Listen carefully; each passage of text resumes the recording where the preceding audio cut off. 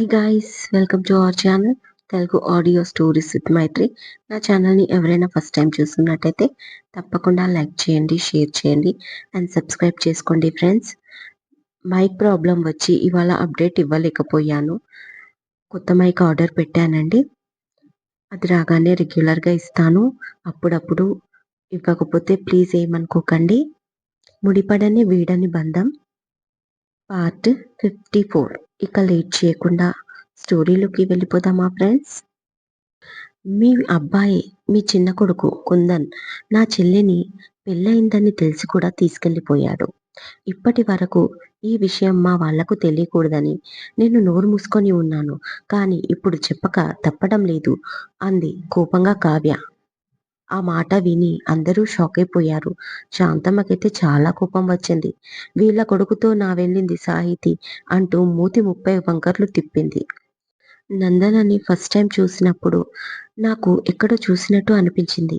ఆ తర్వాత జరిగిన పరిణామాలకి నేను 2 ఇయర్స్ ఇక్కడ లేను. దాదాపుగా నేను ఈ అమ్మాయి ప్రస్తావన మర్చిపోయాను. మొన్న చూసినప్పుడు ఇంకా ఈ అమ్మాయి ఇక్కడే ఉందా అనుకున్నాను. కానీ నాకు గుర్తుకు రాలేదు.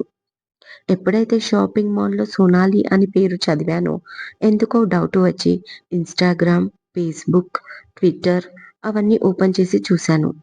కుందన్‌కి రాఖీ కడుతున్న పిక్‌లో గుర్తుపట్టాను. తను కొన్నేళ్ల క్రితం వైజాగ్ వచ్చింది. ఒకసారి కలిశాను నేను.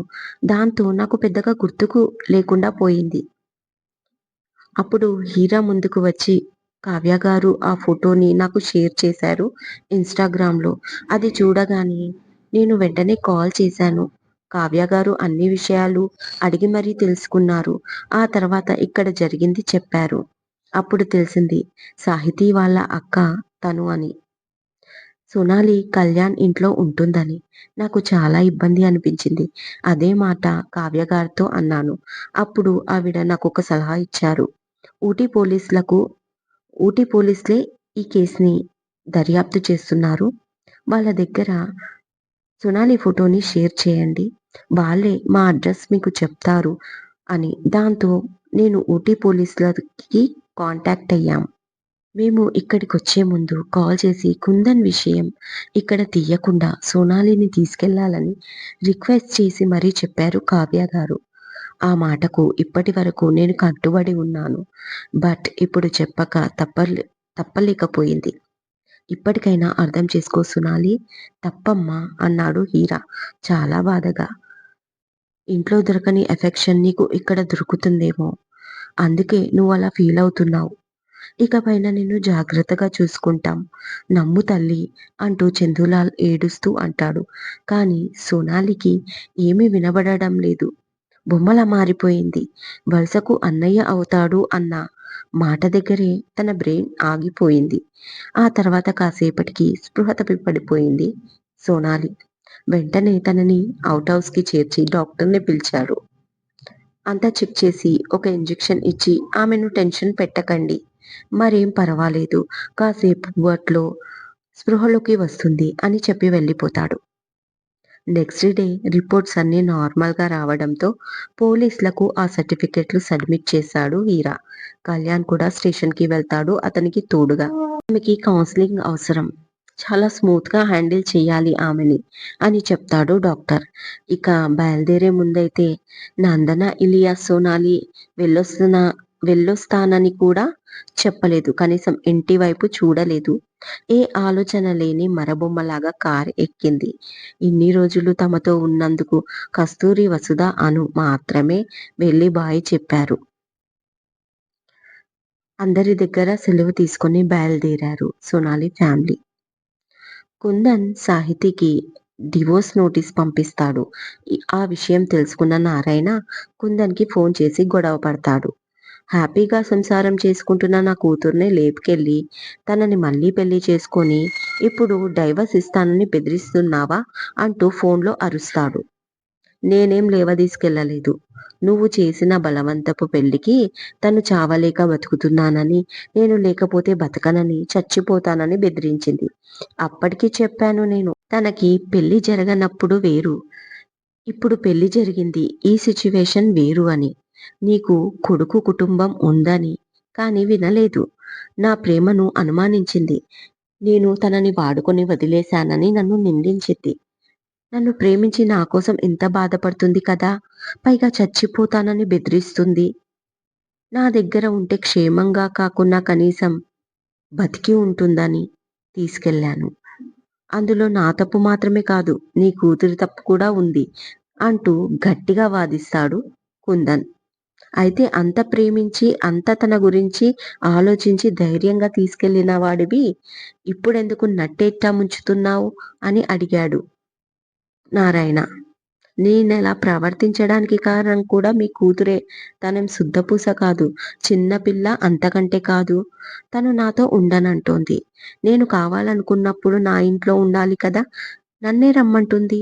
ఈ విషయం ఆల్రెడీ మీకు తెలుసు. మీరు ఏం చెయ్యట్లేదు. అయినా నేను చెప్తే వినే రకమా తను? తనేం కోరుకుంటుందో అదే కావాలి. అంత గొప్ప కూతుర్ని కన్నావు నువ్వు అంటాడు కుందన్. అంతే షాకయిపోతాడు నారాయణ. శారదని తను ఇలాంటి మాటలతో బాధపెట్టేవాడు. బట్ మొదటిసారి తన కూతురి విషయంలో తనని ఇంకొకరు అనడంతో నారాయణకి కోపంతో కడుపు మండిపోయింది. అయినా తప్పనిసరై ఇక కాలబేరానికి వచ్చి, అలా కాదు బాబూ! నేను ఎంత నచ్చజెప్పినా ఆ ఇంట్లో ఉండనంటుంది. దయచేసి మీది మరొక ఇల్లు ఉంటే అక్కడ కాపురం ఉండండి అంటాడు నారాయణ. మా ఇల్లు వదిలి నన్ను వేరే ఇంట్లో ఉండమంటున్నారు. అది కూడా నా బాబుదే కదా! ఈ ఇంట్లో ఉండని నువ్వు ఆ ఇంట్లో ఎలా ఉంటావు అని మా నాన్న అడిగితే ఏమని సమాధానం చెప్పమంటారంకుల్ అని అడిగాడు కుందన్. దానికి నారాయణ దగ్గర సమాధానం లేదు. పోనీ ఒక 1,00,00,000 రూపాయలతో ఒక ఇల్లు మీరే ఇప్పించండి. అప్పుడు మీరన్నట్టే వేరు కాపురం ఉంటాను అంటాడు వెటకారంగా కుందన్. ఏం మాట్లాడలేకపోయాడు నారాయణ. ఏంటి అంకుల్ మాటలు రావట్లేదా? ఇప్పుడు కూడా నేను నోటీస్ పంపించడానికి, మేము విడిపోవడానికి కారణం కూడా నీ కూతురే. నేను మంచివాణ్ణి కాబట్టి డివోర్స్‌కి అప్లై చేశాను. అసలు తనకి మొదటి భర్తకి డివోర్స్ ఇవ్వలేదు. ఆ రకంగా చూస్తే మా పెళ్లి ఏ రకంగానూ చెల్లదు. దానికేమంటారు అని ఎదురు ప్రశ్నించాడు కుందన్. కుందన్ మామూలుగానే అన్నాడు. కానీ నారాయణ మెదడులోకి మాత్రం మెరుపులాంటి ఆలోచన వచ్చి చేరింది. ఇన్ని రోజులు ఆగావు. ఇంకో 3 నెలలు టైమివ్వు బాబూ! నేను ఎలాగైనా సాహితికి నచ్చజెప్పి పంపిస్తాను బాబూ! ఈ పేద తండ్రిపై దయ చూపించు అంటూ వేడుకొని తన ఆలోచనను సాగించాడు నారాయణ. సరే అంకుల్ మీ ఇష్టం. ఎప్పటికైనా సాహితి నా దగ్గరికి రావాల్సిందే. నేను మాత్రం అక్కడికి రాను. ఈ విషయం మీ అమ్మాయికి చెప్పి మళ్ళీ ఇలాంటి ప్రస్తావన నా దగ్గరికి తీసుకురావద్దని నచ్చజెప్పి పంపించండి అంటూ కాల్ కట్ చేశాడు కుందన్. బాబుని పడుకోబెట్టుకొని తన పక్కన కావ్య వాడు పాలు అడుగుతుంటే ఆ పాలు మరిపించడానికి ఏవో ఆటలు ఆడుతూ ఉంటుంది. దానికి వాడు కిలకిలా నవ్వుతూ మధ్య మధ్యలో మళ్ళీ పాలు అని అడుగుతూ ఉంటాడు. వాడి నవ్వులు విని పైకి వెళ్తున్న కళ్యాణ్ కావ్య రూమ్‌కి వస్తాడు. కావ్య రైట్ సైడ్ తిరిగి పడుకోవడంతో లెఫ్ట్ సైడ్ నడుమంతా కనిపిస్తుంది. మీ మమ్మీ ఏంటి ఇంత ఎక్స్‌పోజింగ్ చేస్తుంది? డాడీ మైండ్ డైవర్ట్ అవుతుందిరా విన్ని అంటూ వస్తాడు కళ్యాణ్. బాబు కళ్యాణ్‌ని చూడగానే జంప్ చేస్తాడు డాడ్డా అంటూ. అతను రాగానే పైకి లేచి శారీ సెట్ చేసుకొని కళ్యాణ్ చిలిపిగా చూస్తూ ఉండడంతో హూ అని ముఖం తిప్పుకుంటుంది కావ్య. నవ్వుతూ తనకొక కవర్ ఇస్తాడు. ఏంటిది అని అడుగుతుంది కావ్య. ఒకసారి ఓపెన్ చేసి చూడు అంటాడు బాబుతో ఆడుకుంటూ కళ్యాణ్.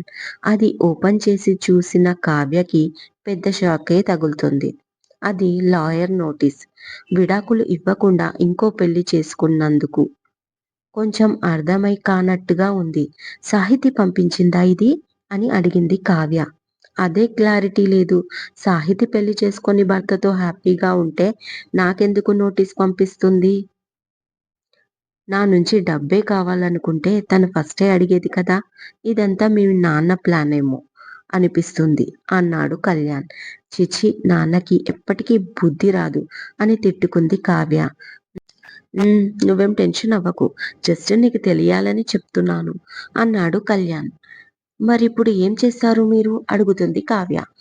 మా లాయర్ కూడా గుండెలు తీసిన బంటు. ఇలాంటి కేసులతో ఎన్నో ఆడుకున్నాడు. ఎలాగో మన పెళ్లి చెల్లదని ఇండైరెక్ట్ గా చెప్తున్నాడు మీ నాన్న. కాబట్టి ఇప్పుడు ఒక నోటీస్ పంపాడు. నాకు సాహితితో కలిసి ఉండడానికి ఏమీ అభ్యంతరం లేదు. కాపురానికి పంపించండి అని. పాపం అవన్నీ ఆ నారాయణ ఆలోచించలేదు.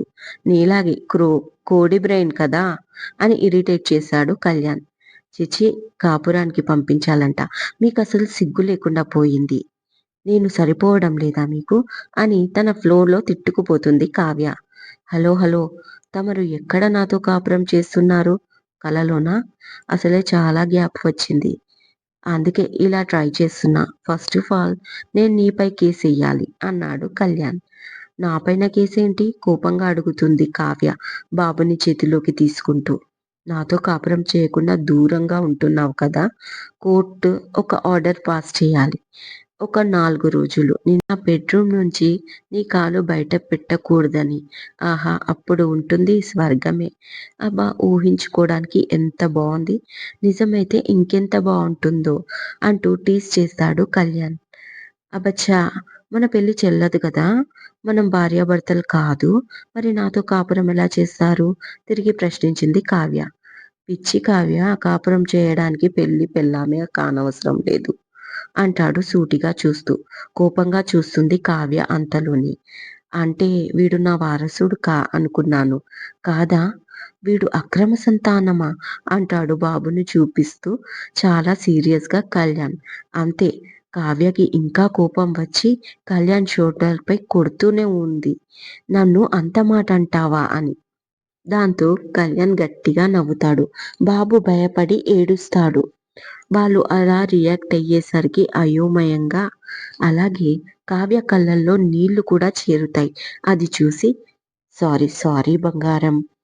సారీ అని బాబుని ఎత్తుకొని నేనేమనలేదురా మీ మమ్మీని. నన్నే కొడుతుంది అంటూ వాణ్ణి బుజ్జగించి కావ్యని దగ్గరికి తీసుకొని ఊరికే జోక్ చేశాను కన్నా ఏడవకు అంటాడు కళ్యాణ్. మరోసారి అలా అనకండి అంటుంది ఏడుపు గొంతుతో. నో మీరిద్దరూ నా ప్రాణం. బాడీ ప్రాణాన్ని విడిచిపెట్టి ఉండగలదా? అని కావ్య కళ్ళు తుడుస్తాడు. అలాగే ఆమె పెదాలపై చిరుముద్దు పెడతాడు. ఆ చర్యకి కావ్యకి ఒళ్ళంతా జల్లుమంటుంది.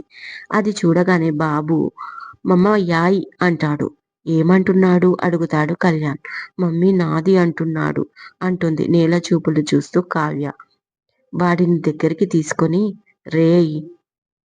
ఫస్ట్ మమ్మీ నాదిరా తర్వాతే నీది అనగానే మమ్మీ యాయ్ అంటాడు మళ్ళీ వాడు. కళ్యాణ్ కావ్య నాది అంటాడు. వాడు అదే మాట రిపీట్ చేస్తాడు.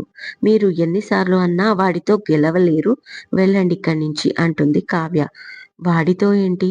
వాళ్ళ మమ్మీతో కూడా గెలవలేను అంటూ బయటికి వెళ్ళిపోతాడు కళ్యాణ్. నవ్వుకుంటుంది కావ్య. ఆ తర్వాత సుప్రియకు కాల్ చేసి విషయమంతా చెప్తుంది.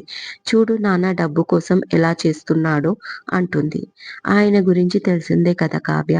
నువ్వు ఒకసారి సాహితితో మాట్లాడు. ఈ విషయం తెలిస్తే తన అత్తింట్లో తనకే ప్రాబ్లం కావచ్చు అంటుంది సుప్రియ. అది నిజమే. కానీ అంటూ ఆలోచిస్తుంది కావ్య. ఇంకేం ఆలోచిస్తున్నావు? అని అడుగుతుంది సుప్రియ. లేదు సొనాలి గురించి నీకు చెప్పాను కదా! మళ్ళీ వాళ్ళతో కాంటాక్ట్ అవ్వడం నాకు ఇష్టం లేదు. కానీ ఇప్పుడు తప్పనిసరి పరిస్థితి. మళ్ళీ వాళ్ళకి కాల్ చేయాల్సొస్తుందేమో అని భయంగా ఉంది సుప్రియ అంటుంది కావ్య. ఇదండి ఇవాళటి ఎపిసోడ్. ఈ ఎపిసోడ్ మీకు నచ్చినట్టు అయితే తప్పకుండా కామెంట్ చేయండి. అండ్ సారీ అండి. చెప్పాను కదా మైక్ ప్రాబ్లమ్. అందుకే కాస్త లేట్ ఇస్తున్నాను తప్ప నేను కావాలని చేసింది కాదు. నా బాధని అర్థం చేసుకుంటారని అనుకుంటున్నాను. అలాగే నచ్చితే లైక్ చేయండి, షేర్ చేయండి అండ్ సబ్స్క్రైబ్ చేసుకోండి ఫ్రెండ్స్. మరొక మంచి ఎపిసోడ్‌తో మీ ముందు ఉంటాను. మైత్రి.